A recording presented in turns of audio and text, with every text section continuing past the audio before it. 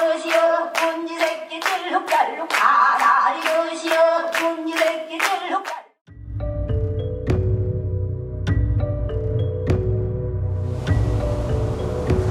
In 1960, its name had been erased from maps.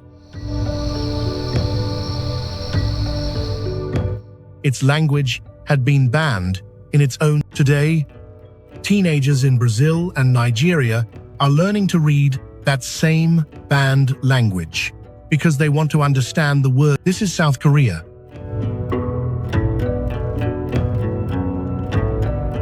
A peninsula pressed between superpowers.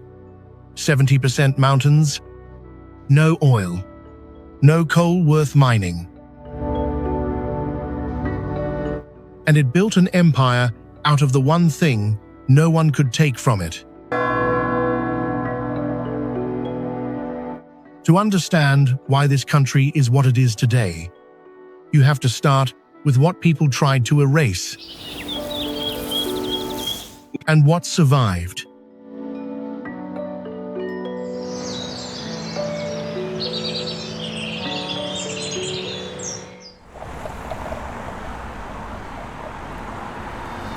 They did not just take the land, they came for the name. In 1910, Japan annexed the Korean peninsula. The name Joseon was struck from the maps. In its place, Chosen, a name in the language of the occupiers.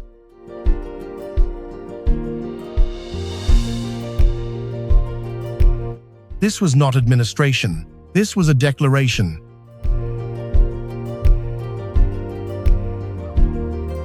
For 35 years, Koreans were not allowed to learn their own history in school. Korean newspapers were shut down. Tens of thousands of historical documents were gathered and burned.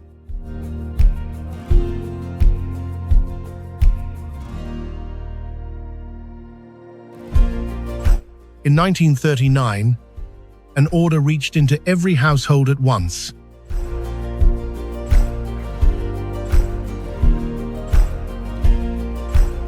Koreans were to abandon their family names and register new ones in the Japanese style.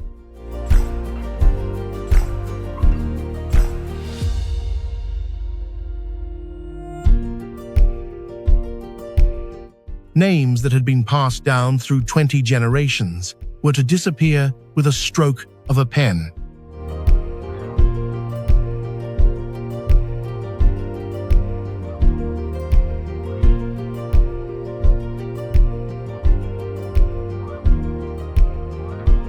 More than 80% complied, not because they wanted to, because they had no other choice.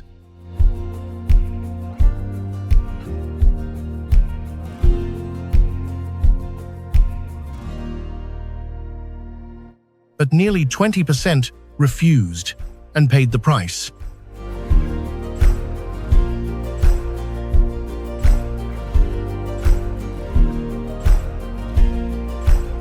In Seoul, Gyeongbokgung Palace, the home of Joseon kings for 5 centuries, was torn down by 90%.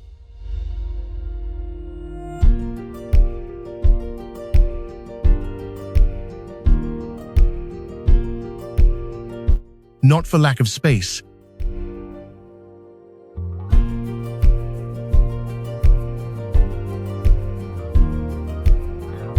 In the open ground, directly in front of the throne hall, the occupiers built an enormous colonial government building, large enough to block the palace from view on the main street. From that point forward, you could no longer see the seat of Korean kings from the city. You saw the office of the people who had taken the country.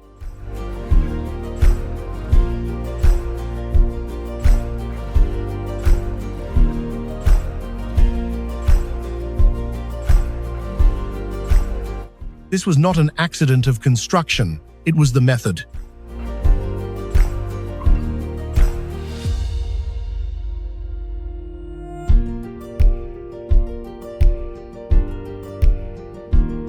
when almost everything has been taken away, what is left?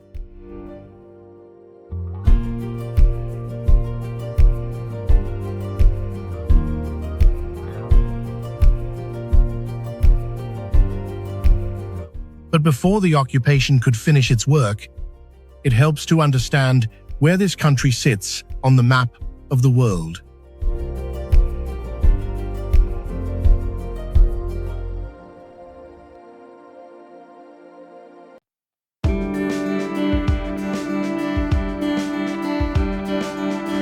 This is not a country, this is a corridor. The Korean peninsula sits at the crossroads of Northeast Asia.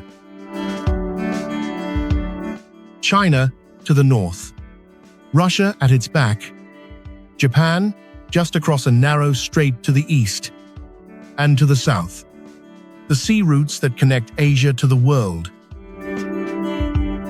Any power that wants to control the region has to reckon with this place.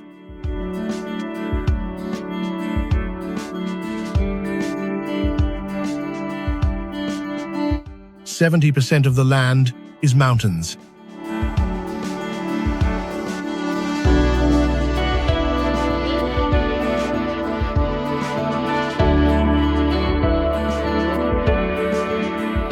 No significant oil, no coal worth fighting over.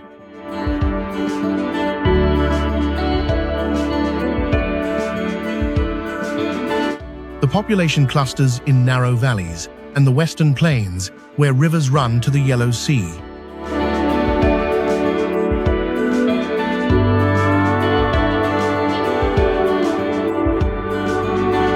Throughout history, this peninsula was invaded hundreds of times.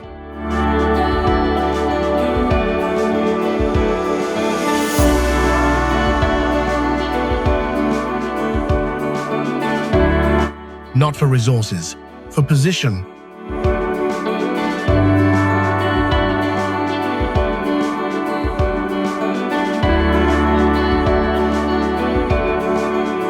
A country with nothing to offer that could not be ignored.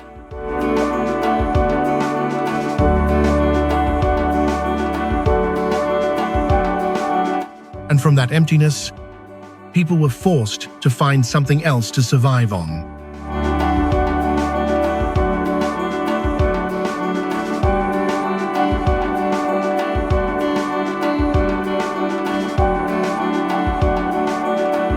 That something had been built over thousands of years before the occupation arrived.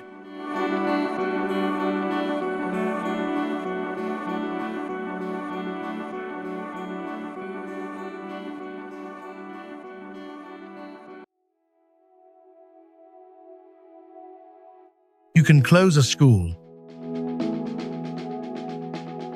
but you cannot reach the table where a family bows to its grandmother.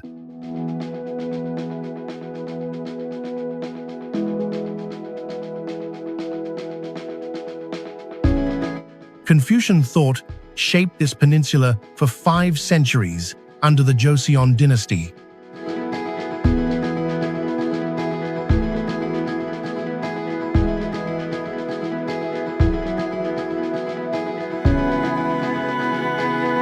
Not as an abstract philosophy, as a way of living in every meal, every greeting, every act of remembrance.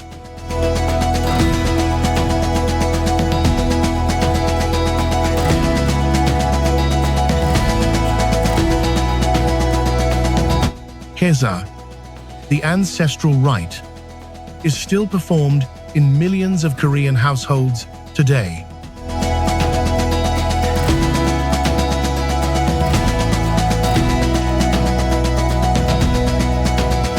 A table is set, food is prepared in its correct order. The whole family bows before an empty seat.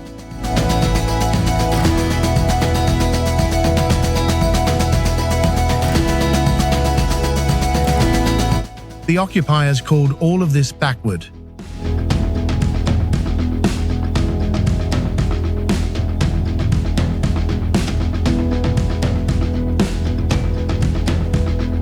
They brought Shinto shrines onto the peninsula and ordered people to worship at them.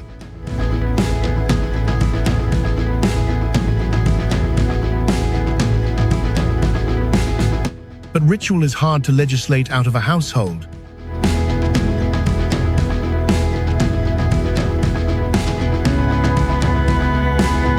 And in the southeast of the peninsula, in the city of Gyeongju, the capital of the Silla Kingdom, for nearly 1,000 years, certain things are still standing that need no protection.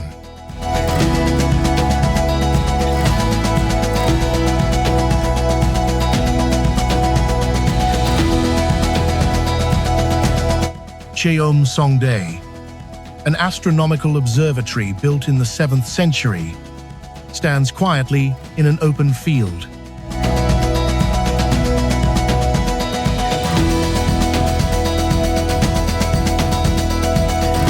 The oldest surviving observatory in Asia,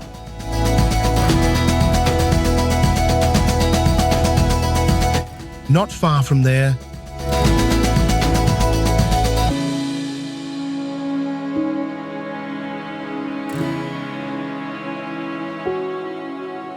carved into the granite of a mountain above the sea, the Soguram Buddha has been looking out toward the East Sea.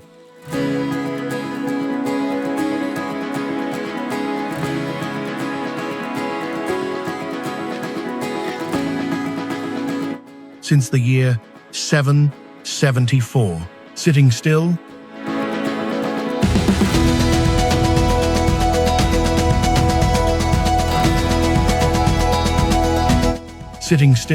watching the same horizon for 13 centuries,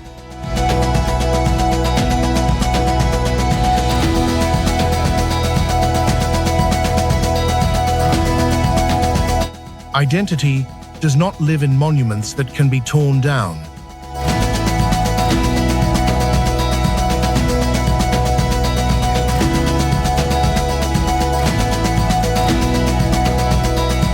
It lives in the things repeated behind closed doors, through occupation, through war, through the noise of a modern world that could not quite reach them.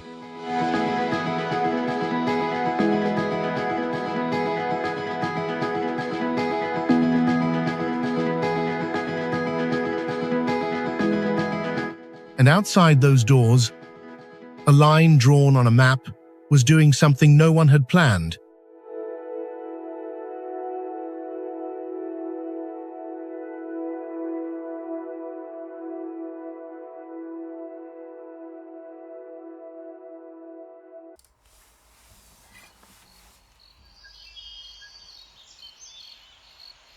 What is the most dangerous place on the peninsula, and what lives inside it? The demilitarized zone is a strip of land roughly 2.5 miles wide, stretching 155 miles across the peninsula.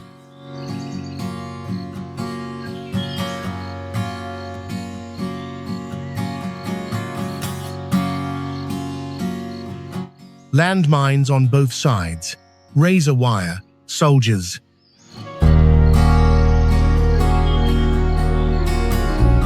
The name is almost a joke.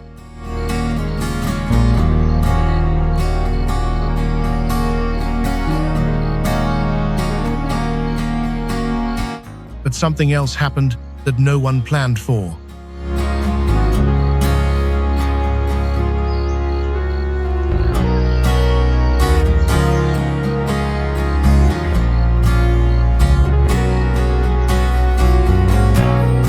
For 70 years, almost no human being has set foot in most of that strip.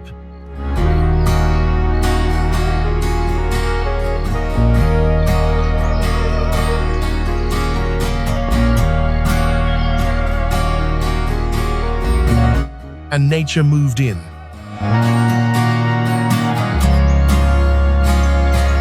Today, the DMZ is home to more than 6,100 species.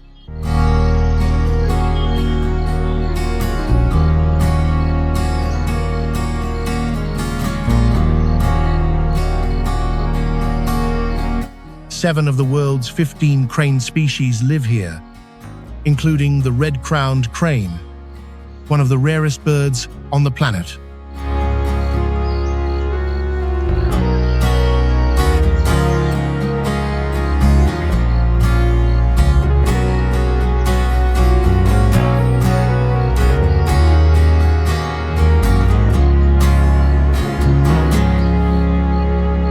Asiatic black bears, Siberian musk deer,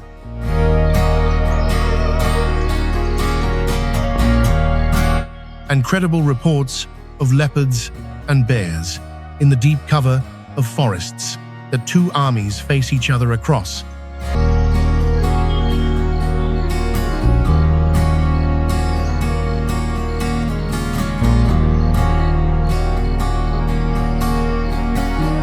But there is a paradox that rarely gets mentioned.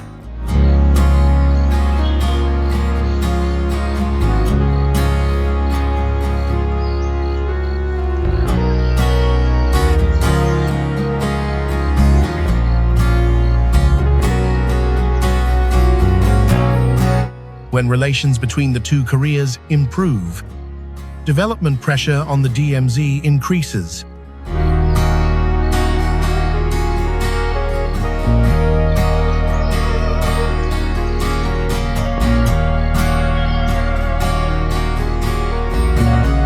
Scientists worry that peace could destroy this ecosystem faster than the war that created it.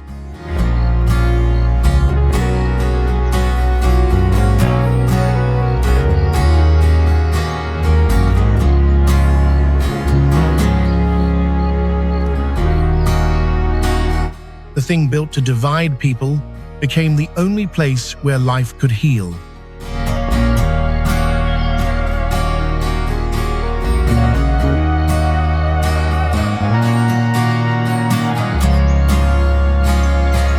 And the real question is not when the war ends, it is who will protect what grew back in its shadow.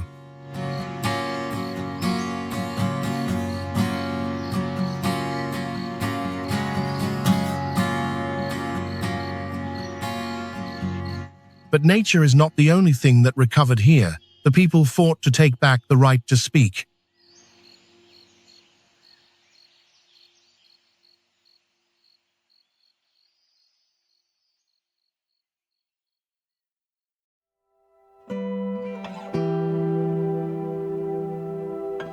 In May of 1980, the people of Gwangju held their own city streets against their own soldiers for 9 days.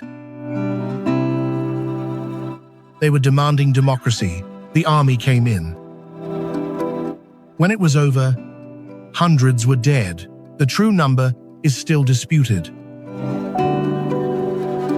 The government called them rioters and buried the story. The story did not stay buried. Through the 1980s, the pressure built. Students, workers, ordinary people in the streets. Until in 1987, the dictatorship finally broke and the country held a free election.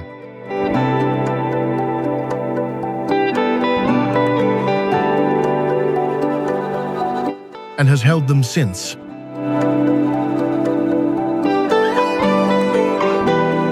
Gwangju is not remembered as a defeat. It is remembered as the place where the democracy was paid for. But the story did not end there. On the night of December 3rd, 2024, President Yoon Suk-yeol appeared on television and declared martial law.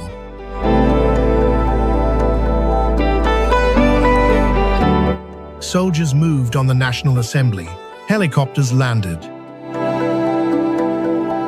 For a few hours, the country held its breath, because everyone old enough remembered what martial law. But this was not 1980. Lawmakers climbed the walls of their own parliament to get inside past the soldiers. Ordinary people poured into the streets in the dark and stood in front of the troop carriers. Within 6 hours, the assembly voted to strike the order down. Yoon was impeached, arrested,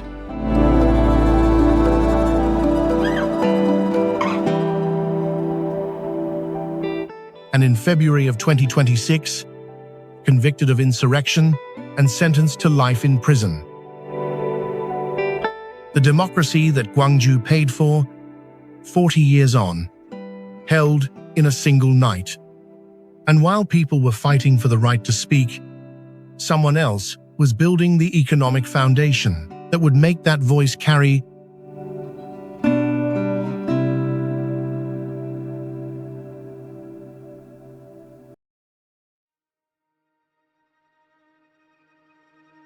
He had no shipyard, no orders, only a banknote. In 1961, General Park Chung-hee seized power and placed a wager that would define the country.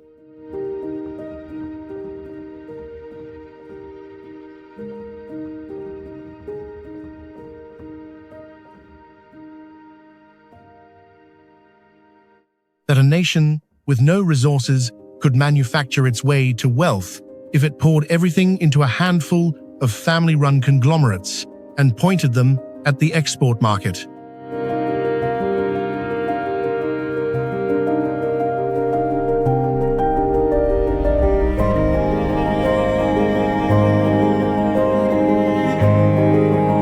Samsung.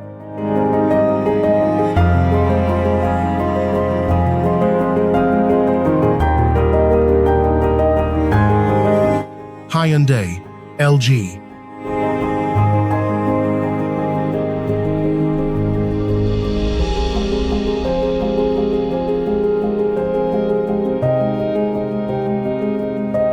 The state handed them cheap loans and protection from competition.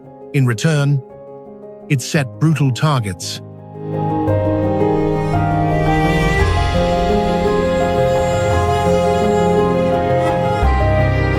Make more, sell abroad, earn the foreign currency the country needs to survive.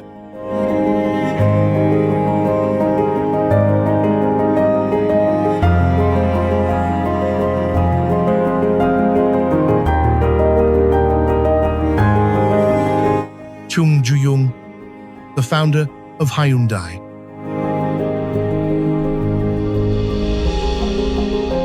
Walked into a foreign bank and asked for a loan to build ships. He was refused.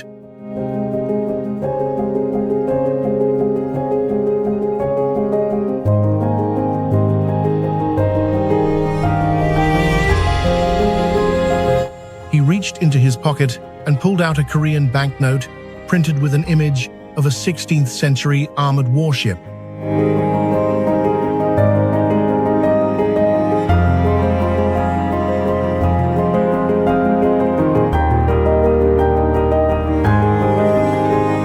Proof, he argued.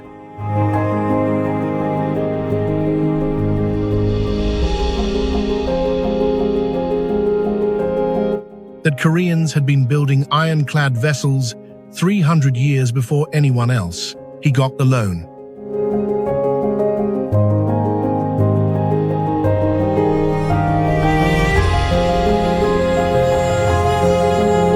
He built the dry dock and the first ships at the same time.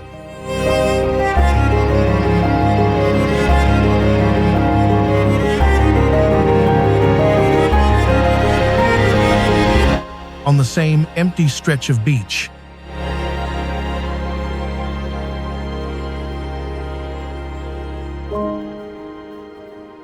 For 3 decades, the economy grew at nearly 10% a year.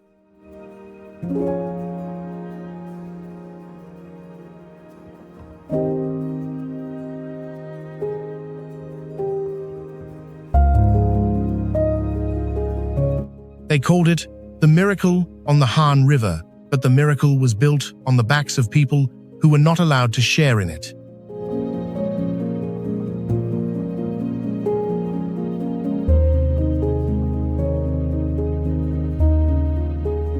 Factory hours that were inhuman, wages held down on purpose.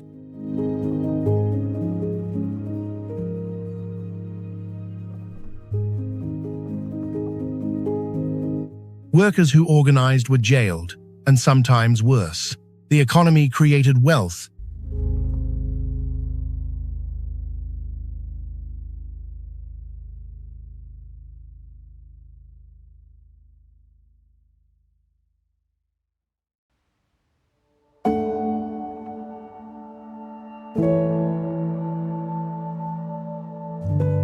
At dawn on a cold island, old women still walk into the sea.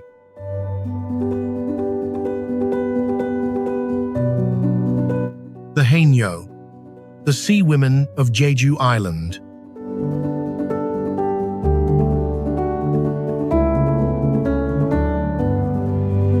Many of them are in their 60s, 70s, even 80s.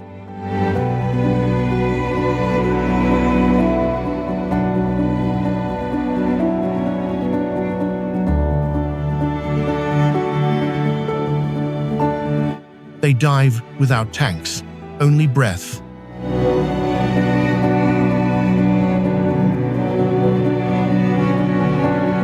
Dropping 30 feet and more to gather shellfish and seaweed from the cold seabed.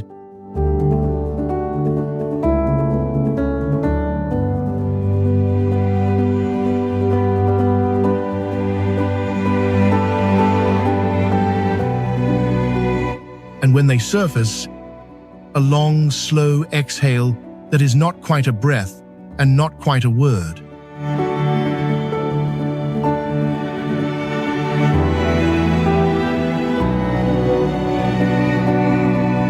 The Koreans call it the sambisori, the oldest sound this peninsula still makes.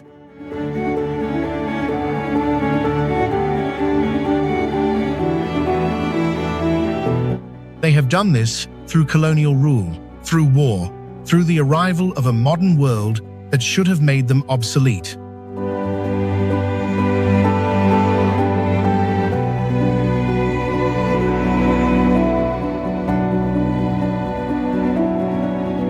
And they are still doing it.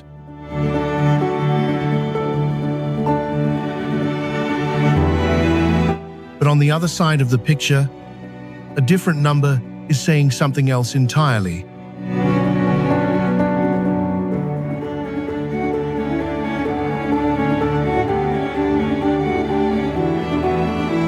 In 2023, South Korea's fertility rate fell to 0.7, 2 children per woman.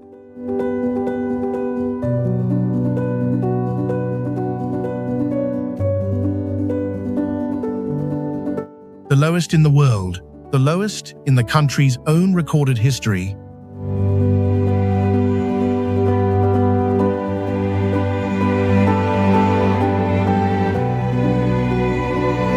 Since 2006, the government has spent the equivalent of $270 billion trying to reverse the trend.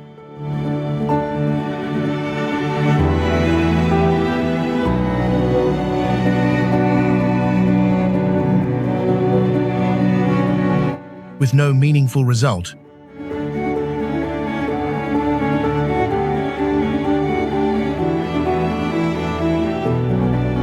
The generation that sacrificed everything to build this country is watching its children quietly decline to make the same trade.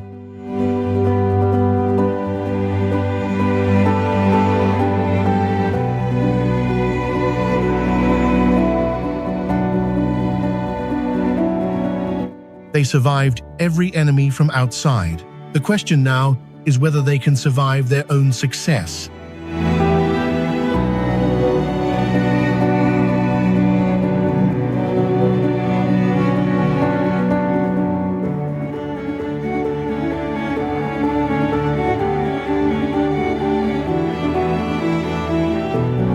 And while the younger generation refuses the future, others mapped out for them. They are writing an entirely different future for the rest of the world.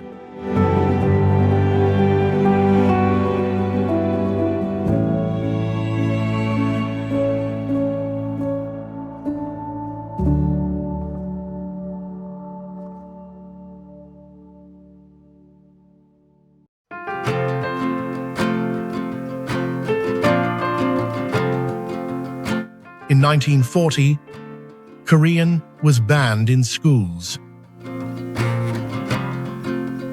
In 2020, a film in Korean won the Academy Award for Best Picture.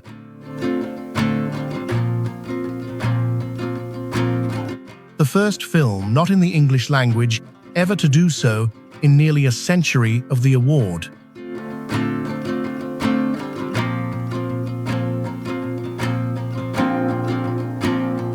"80 years apart, the same language,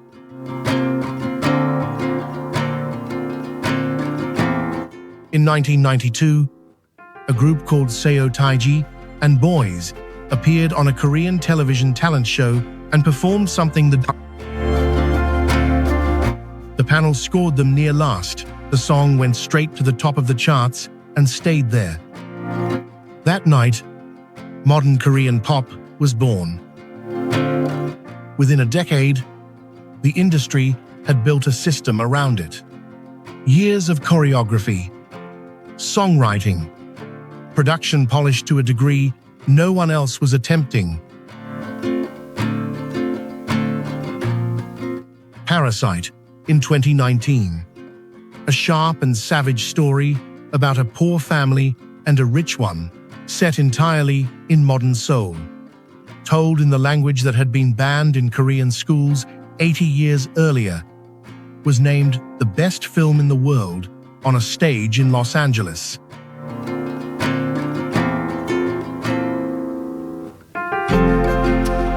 By 2023, there were 225 million Hallyu fans worldwide, a nearly five-fold increase in 11 years. But South Korea's single largest cultural export is not its music, it is not its films. It is video games, earning more on their own than music, movies, television, animation, and advertising. And in December of 2024, when protesters poured into the streets to push back against martial law, they played K-pop and waved the light sticks of fan communities. Hallyu had become the language of political resistance, an empire with no territory that cannot be invaded, cannot be divided, cannot be renamed. This cultural empire did not rise from empty ground. It grew from a landscape that had carried too much history for too long.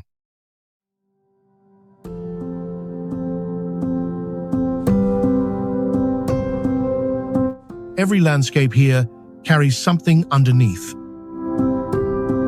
Jeju, the volcanic island with its black basalt coastline and wide green slopes, is also the place where a massacre in 1948 killed tens of thousands of islanders and could not be spoken of openly for half a century.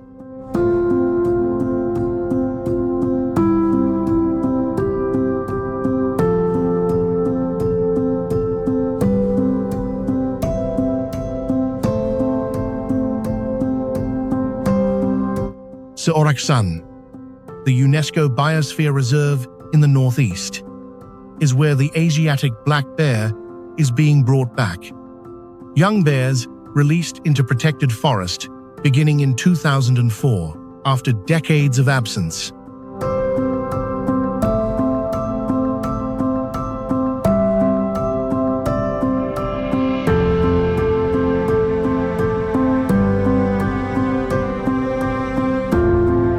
The first cubs born wild in those mountains will never know their kind was once gone from here.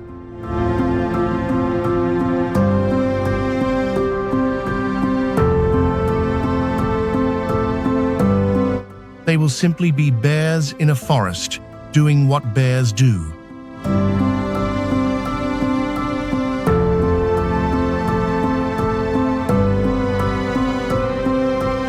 That is what recovery looks like when it works.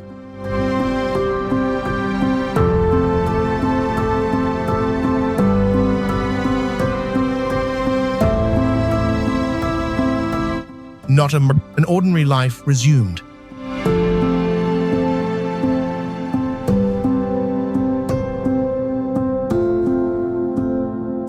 And from the landscapes that carry that history, people built cities that know how to hold two timelines at once.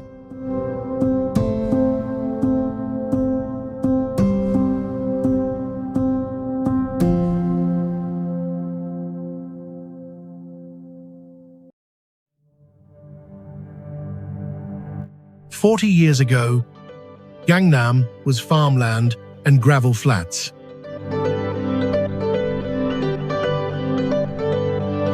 Today, it is the most expensive district in South Korea, and the whole world knows that name through a song.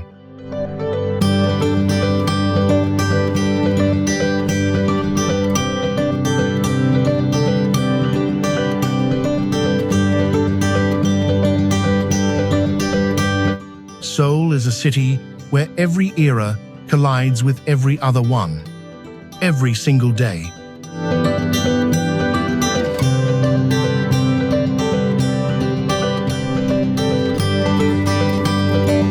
Gyeongbokgung Palace, from the 14th century, stands directly in front of 21st century office towers.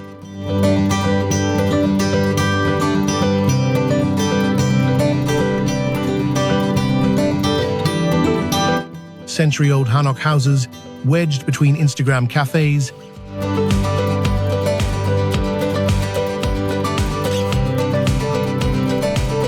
Not a museum. This is where people live.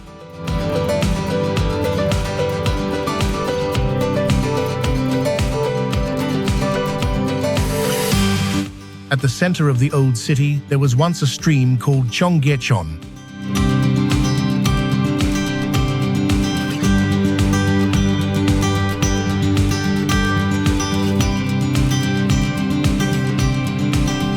During the decades of rapid growth, it was paved over, then buried under an elevated highway.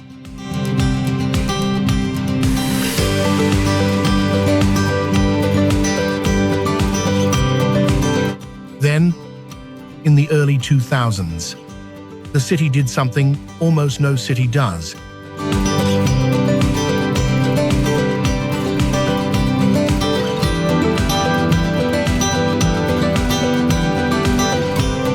It tore the highway down and dug the stream back out.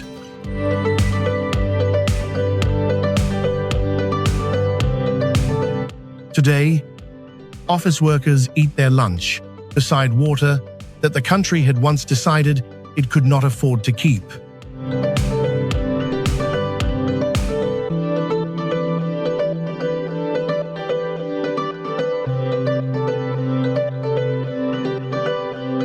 The same instinct running through everything, going back for what was lost.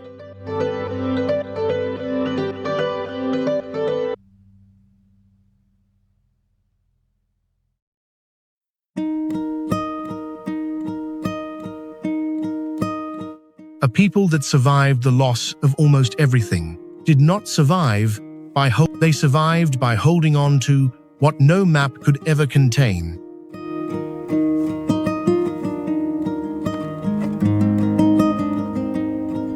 Language, ritual, memory, and the habit of refusing to let go of what matters.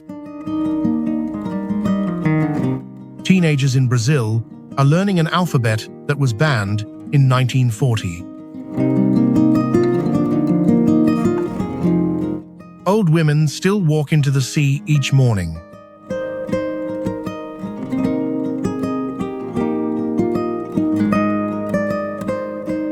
And red-crowned cranes still winter in the wetlands of a place that was supposed to be a battlefield. That is not a miracle.